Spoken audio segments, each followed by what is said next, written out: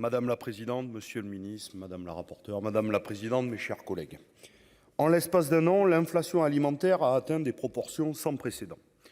12% de plus sur le panier de courses, du jamais vu depuis les années 1980.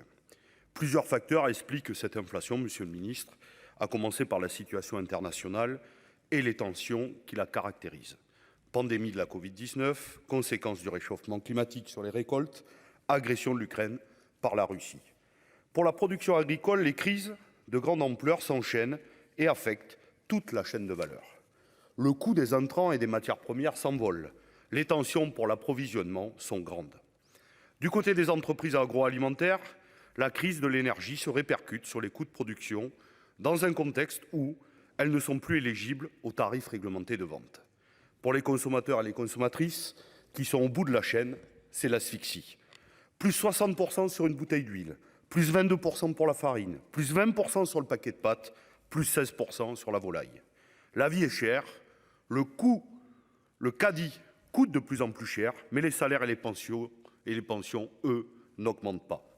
Quand on est mère ou père de famille, quand on est étudiante ou étudiant, quand on est retraité ou jeune actif, l'inflation est insupportable et le passage en caisse est redouté. Des produits plus chers et en moins grande quantité, ou tout simplement retirés du panier. C'est une situation qui ne peut plus durer, ni pour les consommateurs et les consommatrices, ni pour les agriculteurs et agricultrices. Mais il faut être honnête sur une chose, il y a des intérêts qui ne sont pas conciliables. On ne peut pas à la fois faire baisser les prix pour les consommateurs, garantir des marges à la grande distribution, préserver des entreprises agroalimentaires intermédiaires et assurer une juste rémunération aux producteurs et aux productrices. Aucun texte n'est capable de faire cela parce que ce n'est pas possible.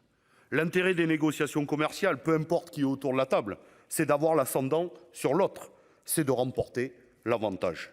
Il n'y a pas de consensus possible entre une grande distribution qui cherche à maintenir ses profits et des entreprises intermédiaires qui doivent amortir leurs coûts. Il n'y a pas dans ce système-là de place pour le consommateur ou la consommatrice qui veut avoir accès à une alimentation de qualité à des prix raisonnables.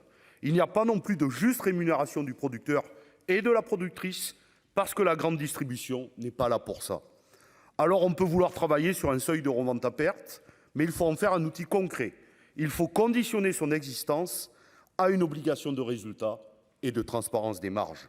Concrètement, il faut que ces 10% fassent l'objet d'une évaluation et que l'on prouve qu'ils sont effectivement reversés aux producteurs et aux productrices.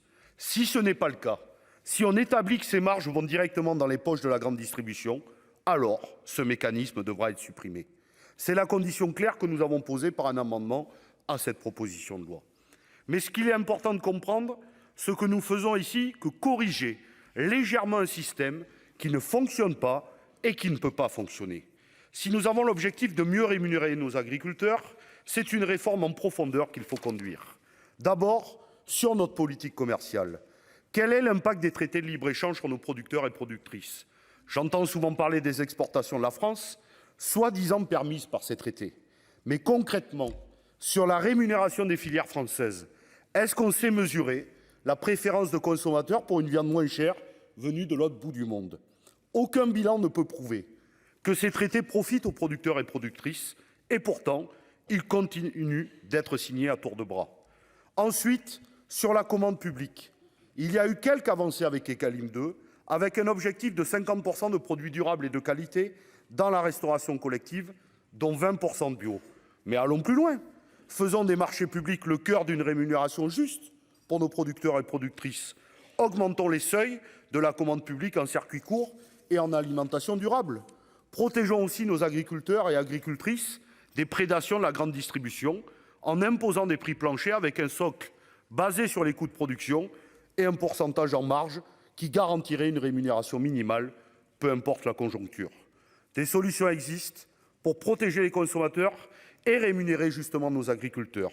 Mais elles doivent passer par des politiques publiques qui encadrent fermement les négociations commerciales. Pour notre groupe, cette proposition de loi ne remplira pas suffisamment ses objectifs et donc nous nous abstiendrons. Je vous remercie. Monsieur le sénateur Gay, simplement vous répondre sur...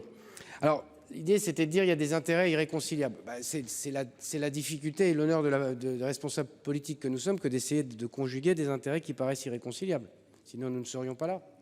Mais on a besoin de conjuguer à la fois la rémunération des producteurs, le point d'équilibre avec les consommateurs en termes d'inflation et le fait que les industries agroalimentaires et la grande distribution trouvent son équilibre. La question, c'est plutôt une question d'équilibre. Ce n'est pas que c'est irréconciliable, c'est que les rapports de force qui se sont construits au fil des années ont construit une relation déséquilibrée qui fait qu'on n'arrive pas à trouver un point d'équilibre, que c'est difficile de trouver un point d'équilibre entre ces éléments. Vous avez évoqué aussi la question de l'objet d'une évaluation, on en reparlera dans les amendements, mais je pense que la question de l'évaluation de la loi, je le dis au passage, alors d'abord, ce n'est pas nous, le sénateur Duplomb et d'autres l'ont dit, qui avons parlé de loi Egalim 3, je n'ai jamais parlé pour ma part de loi Egalim 3, parce que je n'ai jamais considéré que c'était autre chose que des adaptations de ce que devait être la loi Egalim 2. Et que nous avions tenu compte, ça a été dit d'ailleurs par un certain nombre d'entre vous, de difficultés qui avaient été posées, mais pas plus que l'ambition initiale que nous avons au travers d'Egalim 2, d'améliorer les rapports de force et les rapports tout court en termes commerciaux.